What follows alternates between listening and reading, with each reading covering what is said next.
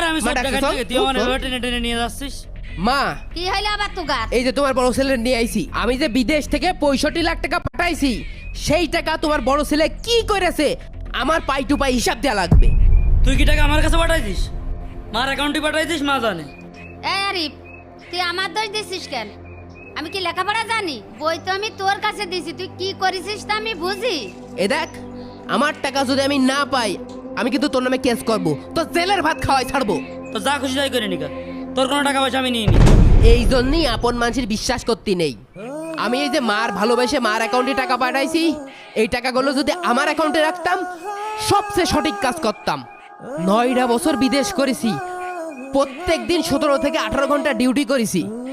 এই 9 বছরে যদি 65 লাখ টাকা আমার কাছে থাকতো, আমি কি দেউলিয়া হতাম? আমি জীবনে কিচ্ছু করিনি তোদের সুখের কথা চিন্তা করে। আজকে তোরা আমার টাকা পয়সা নিয়ে আমার পথে বসে